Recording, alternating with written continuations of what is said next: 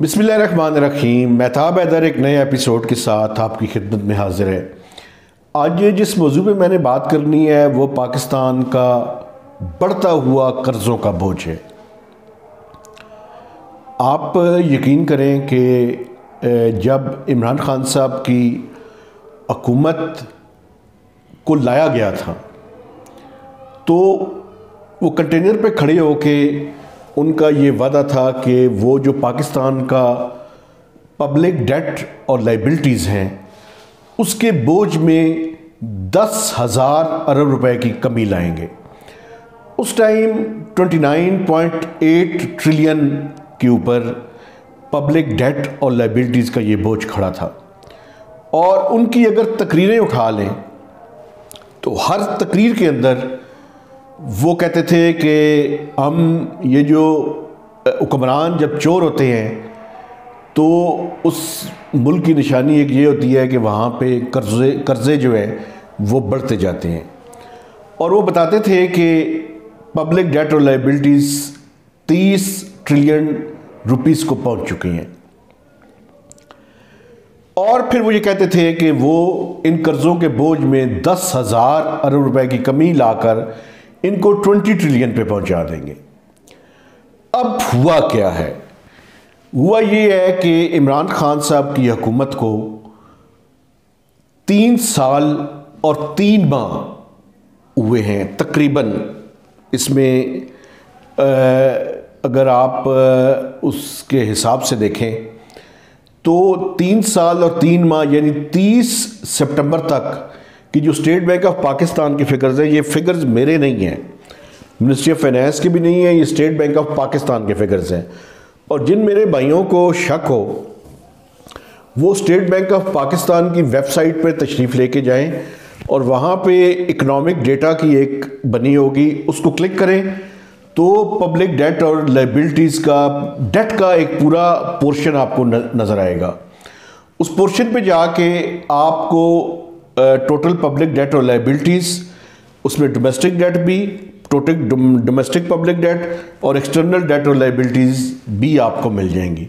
और टोटल चूँकि public debt और लाइबिलिटीज़ में आपको डेफिनेशन भी बता दूँ, इसमें टोटल पब्लिक डेट जो डोमेस्टिक डेट है और जो एक्सटर्नल डेट है और जो लाइबिलिटीज़ हैं, लाइबिलिटीज़ का डेटा भी इसके अंदर, जो स्टेट ओन्ड PSCs ने लिया हुआ डेटा है और जहाँ पे गवर्नमेंट ऑफ पाकिस्तान ने गारंटी दी होती है वो भी, और जो प्राइवेट सेक्टर का डेटा है उसके अंदर भी शामिल होता है।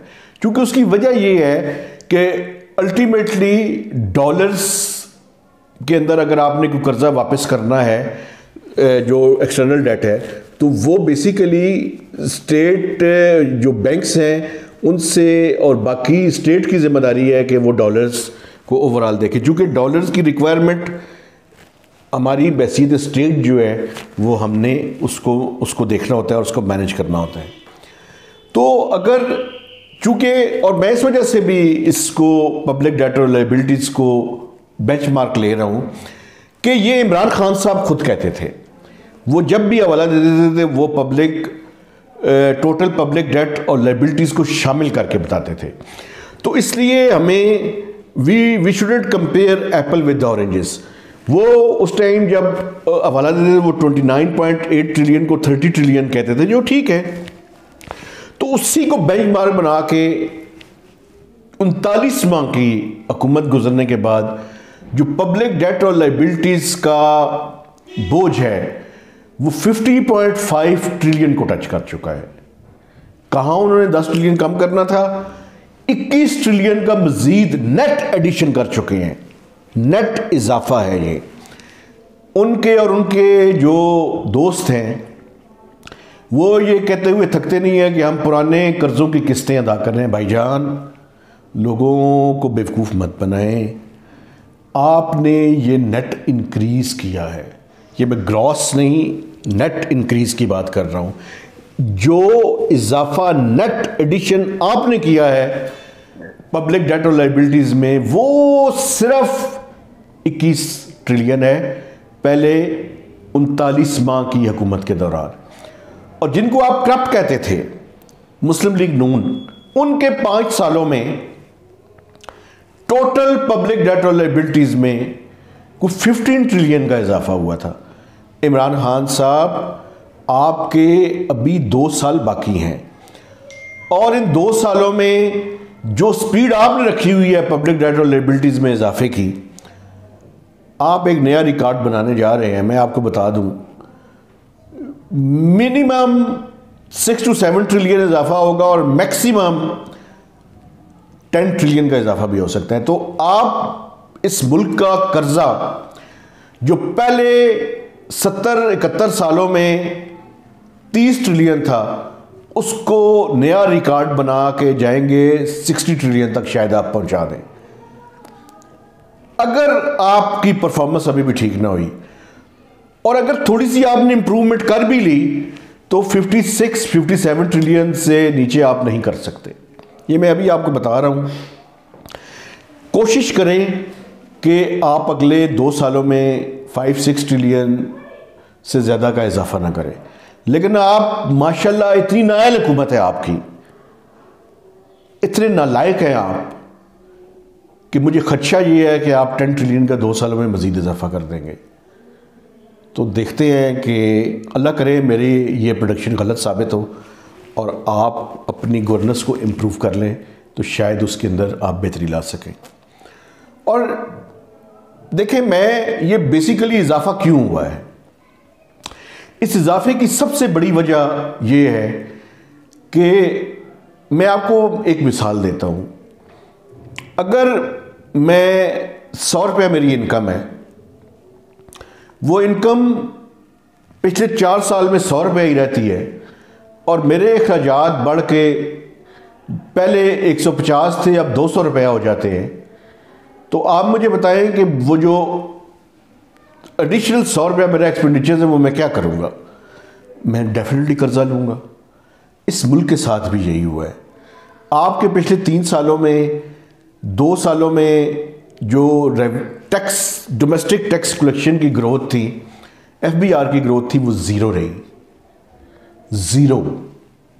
और ये क्रिमिनल है। और अगर कोई इंडिपेंडेंट हुकूमत आए तो उसको चाहिए कि वो एक कमीशन बनाए और जो लोग इसके रिस्पॉन्सिबल हैं उनको हैंग कर दे। चले हैंग तो ज़रा ज़्यादा सख्त हो गया, सज़ा कम से कम ज़रूर दे और उसमें वो वजूहत तलाश करे। 1 साल तो चले मैं मान लेता हूँ कोविड की वजह से हुआ, लेकिन भाईजान बाकी जो 2 साल है उसमें क्या हुआ था? टोटल वैसे 3 साल जो है, 1 साल में जो लास्ट ईयर है आपका, उसमें कोई 600-700 अरब रुपये जो है वो उसमें टैक्स में इम्प्रूवमेंट आई है, वरना तो आप पिछले 3 सालों में 3.8 ट्रिलियन पे खड़े रहे हैं। तो ये कौन लोग रिस्पॉन्सिबल हैं? 1 साल मुस्लिम लीग नून का भी शामिल करें उसके अंदर। मुस्लिम लीग नून का जो 1 साल था वो 3.8 ट्रिलियन पे उन्होंने ख़त्म किया, अगले 2 सालों में फिर 3.8 ट्रिलियन रहा। Who is responsible? इस मुल्क में एवरेज ग्रोथ जो है बुरे से बुरे टाइम में भी डबल डिजिट के अंदर रही है। चूँकि आपको पता है इस मुल्क में इन्फ्लेशन ज़्यादा होती है और रियल GDP ग्रोथ जो है एवरेज 3 to 5% रहती है। तो आप इन 3 सालों में ज़ीरो ग्रोथ रही रेवेन्यू की। Who is responsible?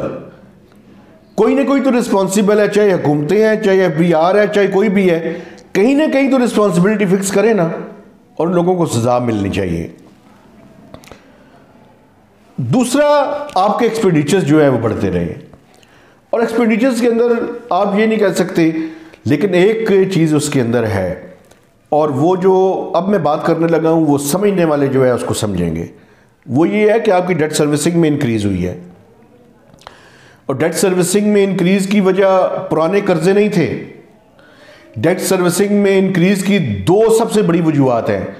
एक, आपने अपने रुपए को डिवैल्यू किया, बहुत ज़्यादा डिवैल्यू किया। डिवैल्यू करने की ज़रूरत थी, मैं मानता हूँ ये बात, उतनी ज़रूरत नहीं थी जितने आपने डिवैल्यू किया। दूसरी वजह, आपने मॉनेटरी जो स्टांस था, मॉनेटरी पॉलिसी जो थी, वो 13.25% पे ले गए।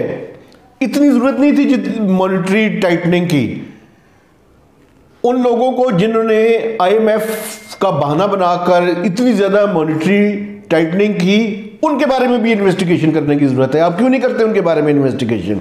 अगली हुकूमत जो भी आए उसको इनके बारे में इन्वेस्टिगेशन करनी चाहिए।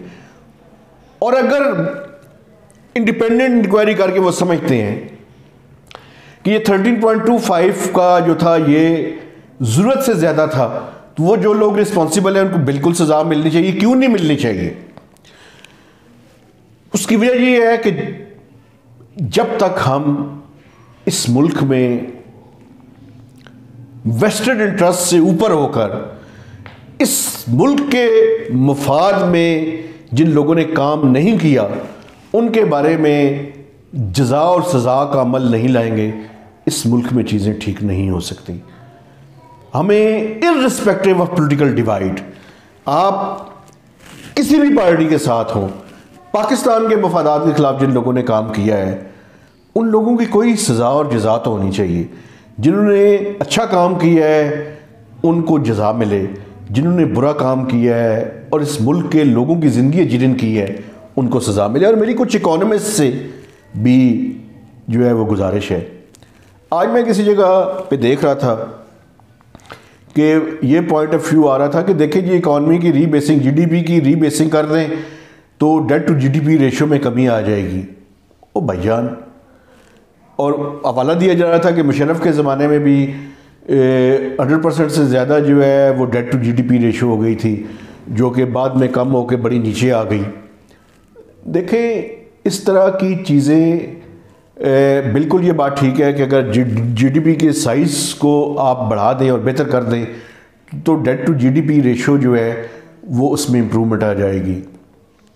एक तो ये बेसिकली बुनियादी तौर पे ये मैं समझता हूँ कि अगर रीबेसिंग की भी जाए तो इसको for purposes of ballooning the क्या उसे कहते हैं, उसके लिए फिगर्स को दिखाने के लिए नहीं होनी चाहिए।